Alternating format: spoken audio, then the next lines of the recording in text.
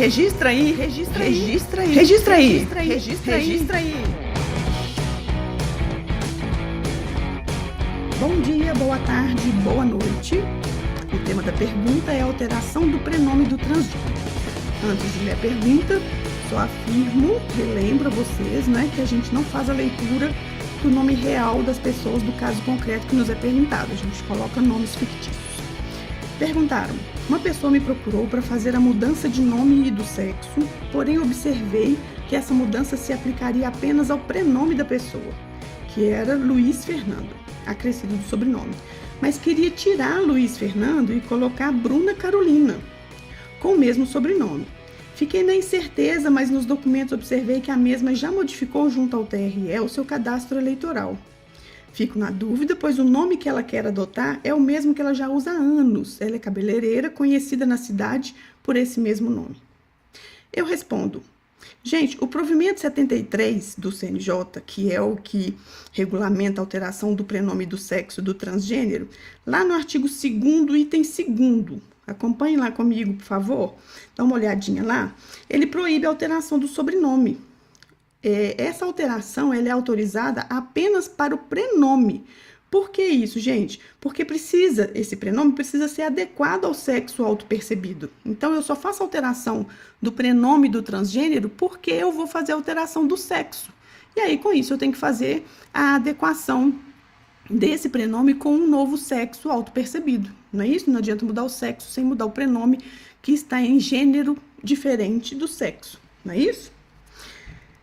Então, não justifica alterar o sobrenome, além do provimento estar proibido, não justifica, não tem nenhum motivo que justifique aí a alteração do sobrenome. No caso dessa pergunta, o requerente tem prenome composto, não é isso? Luiz Fernando, E sendo assim, é necessário mudar ambos os prenomes. Eu não posso alterar um apenas, porque imagina, olha, o nome dele é Luiz Fernando e ele quer mudar para Bruna Carolina. Se ele pudesse mudar apenas um, ele ia colocar Bruna Fernando, ou Carolina Fernando, ou Bruna Carolina Fernando. Não faz o menor sentido, Porque nós sabemos como que é a composição do nome. O nome é composto por prenome e sobrenome, e o prenome pode ser composto ou simples. Se ele é formado por apenas um elemento, por apenas um nome, ele é o prenome simples. E se tem mais que um elemento, nós temos aí, estamos diante de um prenome composto. E a alteração do prenome teria que ser do prenome todo. Nem que seja, por exemplo, para adequar apenas ao gênero. Por exemplo, chama Maria Aparecida e vai passar a chamar Márcio Aparecido. Ou ao contrário, Mário Aparecido vai passar a chamar Maria Aparecida, tá? Então, não tem que mudar necessariamente todo o prenome, desde que ele fique adequado ao gênero, para o qual esse registro foi alterado, tá? Até mesmo porque, gente, nesse caso aqui em tela, ambos os prenomes, são do sexo masculino, Luiz e Fernando. Então, não faz o menor sentido alterar só um e manter um dos prenomes no gênero diferente do que está o atual sexo desse transgênero, tá? E a escolha desse prenome, ela é livre do requerente. Demais de tudo isso, ainda há o reforço de que a Bruna Carolina é o nome social dessa pessoa.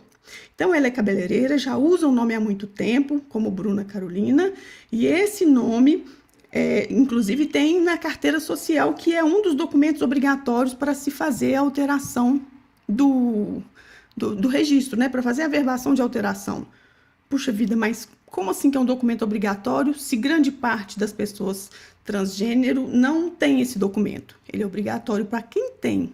Então, veja bem, se nós temos no provimento 73 que a falta de um dos documentos impede que se faça a averbação, então, com certeza, se esse documento fosse obrigatório, todos os transgêneros teriam que tirar a carteirinha social antes de fazer a alteração.